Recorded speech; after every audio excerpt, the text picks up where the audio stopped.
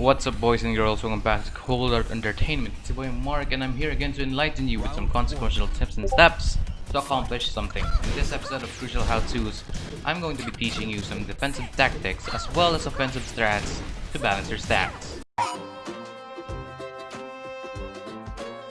The tips today in Crucial How-Tos are going to be harder considering, it's going to be based on saving your life, so don't complain.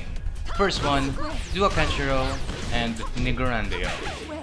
If you don't know what that means, let me explain. If someone approaches you, obviously you have to pull up some serious techniques to weaken the target.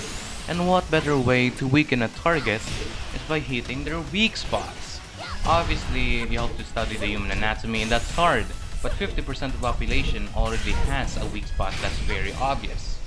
So if you're fighting the other half, then I guess you have to study, but don't forget this is also a defensive training. So when you actually pull a Kenshiro and you have an opening on the target, you can have two options to choose from. The first one is the offensive and just go ahead and finish off the target. And the second one is to go defensive and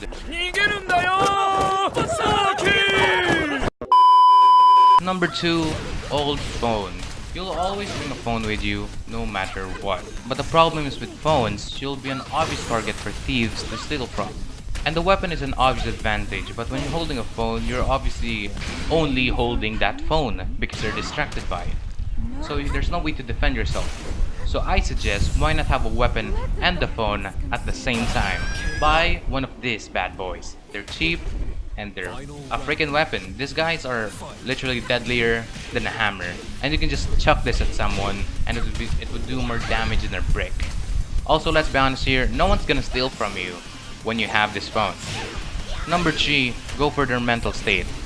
When you're fighting someone, mind tricks are always an advantage. What you have to do is roast their booty. Even if it's only mild insults that's very vague, you can use that. Even if it's something that everyone experiences, you can use that because they're still gonna think about it.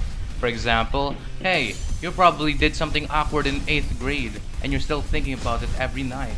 Hey, you probably stepped on your pet's paw and you can't apologize. Take that, they hate you forever. Number 4, doggo mode. If you have a dog, it's basically an antidepressant already. So mental defenses are like 100%. But that's not the only reason you have dogs. If John Wick has taught me anything, it's that man's best friend can kick some serious man booty. Also, if someone tried to hurt your dog, let's be honest here, they lost already, man. No one's gonna like them anymore. In fact, I think everyone's gonna riot and just kill that person. No, if they can run away from everyone. They hurt the dog, they're dead, basically. Number 1 and last is do some weeb crap. Doing some weeb crap will have two outcomes.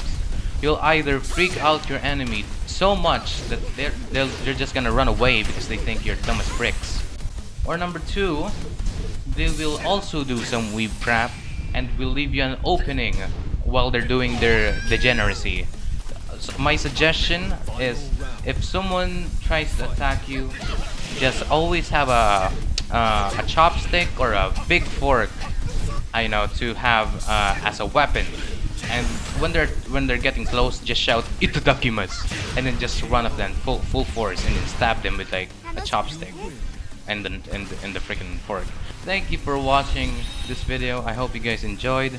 Comment down below what you want me to teach you next, because I'm gonna be honest, it's kind of hard to think of ideas of what to teach. So if you want to learn something, then please